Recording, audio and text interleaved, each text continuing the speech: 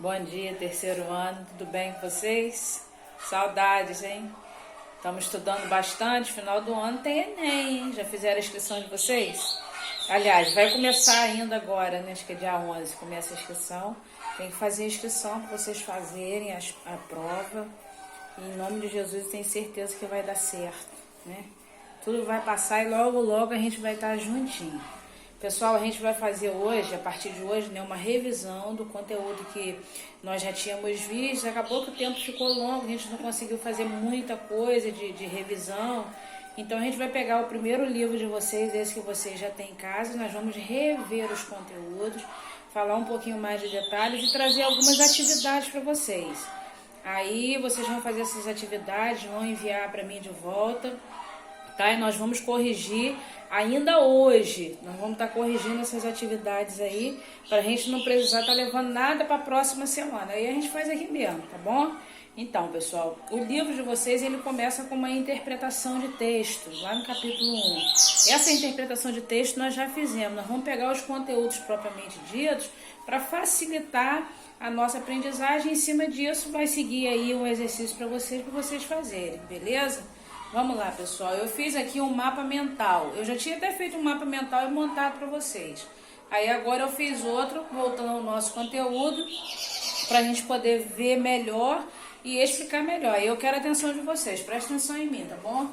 Nós vamos trabalhar hoje com o chamado pré-modernismo. O pré-modernismo, assim, para início assim, de conversa, para a gente poder voltar e compreender essa literatura, na verdade, ela não foi uma literatura, ela foi uma transição. O que é uma transição, Dedé? Uma transição é uma passagem de um tempo ou outro, de uma literatura para outra.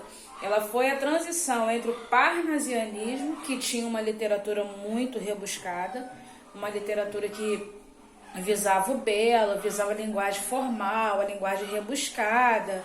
Acho que é por isso que as pessoas têm medo de escrever poesia hoje, porque eu acredito que era tão formal no período do parnasianismo, que quando as pessoas vão escrever poesia, não sei escrever poesia não, porque remota a ideia de que a poesia tem que ser perfeita, tem que ser com rima, aquela coisa. Já o pré-modernismo, e daí para frente vem dizer assim, ó, você tem liberdade de expressão, você tem liberdade para escrever. Então, o pré-modernismo foi uma transição entre o parnasianismo e o modernismo. Esse período que fica no meio aí, que não é um período muito longo, ele é chamado de pré-modernismo. Aí eu coloquei aqui, gente, deixa eu dar uma ajeitada nessa câmera aqui, porque está escorregando, porque ele está em cima do meu computador. Aí, agora ficou melhor. Depois eu vou fazer uma foto e posto a foto para vocês desse conteúdo aqui, para vocês passarem para o caderno, beleza, gente? Então, o pré-modernismo, ele foi no período, né, da República Velha, né? Foi o período de afirmação dessa República Velha, que foi a primeira fase da República no Brasil. E aí, dentro desse período, vai ter aqui no Rio de Janeiro, que era a capital do Brasil, né, a Belle Époque, ou alguns dizem Belle Époque. Né? O que foi essa Belle Époque, Dedé? Essa Belle Époque ou Époque foi um período em que o Brasil, ele é tido, até coloquei aqui já também, como o período assim de anos dourados, aparentemente. Por quê? Porque as ruas, né, por exemplo, do Rio de Janeiro, que era a capital, as ruas ficavam belíssimas, gente. A rua, parecia rua francesa, toda arborizada, toda bonita. As pessoas tinham prazer ali naquele lugar, mas em compensação na periferia vai ser o período também da favelização, porque aquilo que era bonito, a época da beleza no Brasil era só o grande centro, né? Ali no Rio de Janeiro, na capital, mas o restante do lugar dentro da capital, que é a periferia, vai ter a favela, vão começar a surgir a favela com saneamento básico ruim, péssimo. Então as pessoas sofriam. Quem morava no centro, quem tinha grana, quem tinha dinheiro, vivia uma vida de anos dourados, né? A riqueza, aquela aparente riqueza do Brasil começou a se acender, né? Mas aparentemente, por quê? Porque era para uns, não eram para todos. A dificuldade era essa, né? E por conta dessa situação de uns serem beneficiados e outros não terem o mesmo benefício, não terem a mesma condição de vida, é que vão surgir as grandes revoltas que nós tivemos no Brasil, a guerra, né? Não guerra estrondosa como as tantas outras que a gente vê, né? Mas vão surgir coisas que vão trazer uma grande insatisfação à camada popular, né? Também vai ser o período das grandes invenções. A gente vai ter o telégrafo, nós vamos ter o telefone, a máquina a vapor, né, os navios mais sofisticados. É nesse período aí do pré-modernismo que vai começar a evoluir o país, vai passar por um processo de evolução, né, grande, vai chamar a atenção de todo mundo, né, gente? E aí a gente vai ter aqui, no pré-modernismo também, algumas regiões nesse período. Estou trabalhando com vocês toda a contextualização histórica. Nesse período aí, a região que vai sobressair vai ser o sul e o sudeste, né? Porque o sul e o sudeste vão ser tidos como regiões prósperas no Brasil. Mas o norte, o nordeste e a região central, que é o centro-oeste, elas vão ser praticamente esquecidas, gente. A região norte, a região central do Brasil, nem se falava.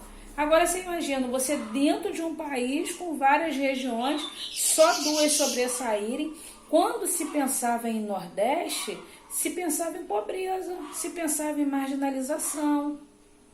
Pensava-se em sertanejo, um povo sem cultura, um povo que vivia praticamente à míngua.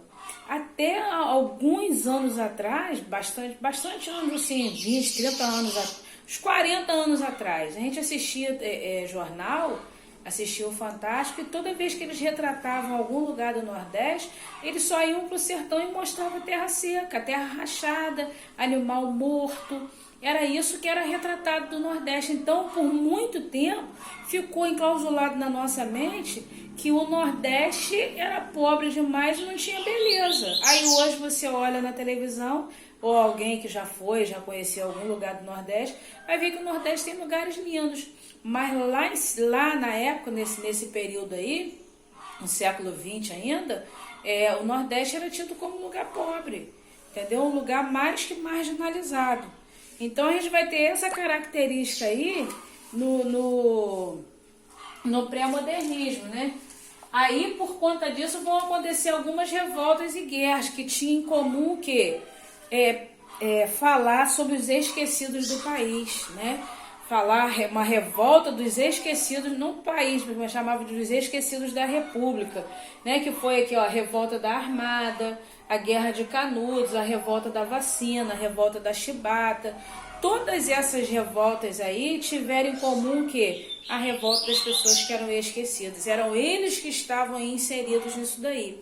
Então, a partir desse contexto histórico, a gente vai entender que muitos literatos da época, eles vão voltar o olhar dele para essas questões cruciais que a sociedade estava vivendo, que o Brasil estava vivendo. Então a literatura aí, ela passa a não ser mais uma literatura formal, a se apresentar a beleza, a falar da beleza, mas ela começa a falar de quê?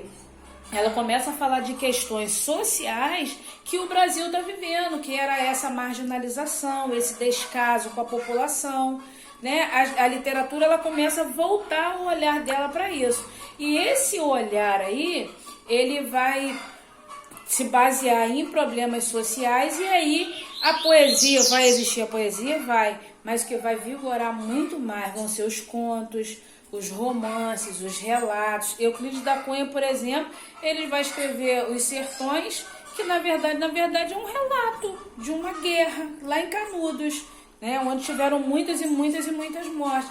Então ele faz esse relato, entendeu, pessoal? Né? As produções literárias, elas vão falar sobre os mesmos temas, né? Cada um num ponto de vista, cada um abraçando uma ideia e outra, mas vai trazer. Também nesse período aí, a gente vai conhecer muitos autores do Nordeste. A gente até hoje, eu, por exemplo, não conheço, não lembro de conhecer nenhum autor do Acre, nenhum autor assim, que eu me lembro de um nome assim, de Roraima. Eu, por exemplo, não consigo lembrar. Lógico que eu sei que tem, né? Mas a gente que trabalha vai trabalhando com a literatura e vai estudando, a gente estuda muito autores do Nordeste e do Sul, né? Que sobressaíram muito e até hoje se sobressaem na música. A gente vê principalmente os nordestinos se sobressaem na música, né? Então é um lugar que bomba de gente aí inteligente, gente que sabe muita coisa. Então, dentro das produções literárias vão surgir isso aí que eu falei, o romance, o conto, o relato. Os autores vão romper com a formalidade, com o passado, já não vão trabalhar mais aquela literatura rebuscada, né, com palavras difíceis.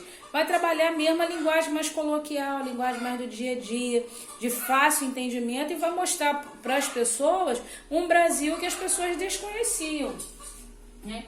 O olhar vai se voltar para o sertanejo, para o caipira, para o mulato. Essa é a literatura que vai nascer aqui no Brasil. E aí a gente vai ter Euclides da Cunha com os sertões. A obra literária, na verdade, do pré-modernismo, ela vai ser dividida em 3 partes, que são, primeiro, são os contistas, né? O segundo, a discussão sobre o Brasil republicano, e o terceiro momento são os sertões de Euclides da Cunha, que relatou a experiência que ele viveu no massacre. Então, pessoal, a gente vai trabalhar, a princípio, esse contexto histórico. Eu vou passar uma atividade para vocês vão fazer essa atividade e depois eu vou fazer a correção ainda hoje. Vou dar um tempinho para vocês fazerem e a gente faz a correção. Vou postar outro vídeo aí para a gente fazer a correção das atividades, beleza, pessoal? Até daqui a pouco, tá bom? Beijinho para vocês, saudades, tá?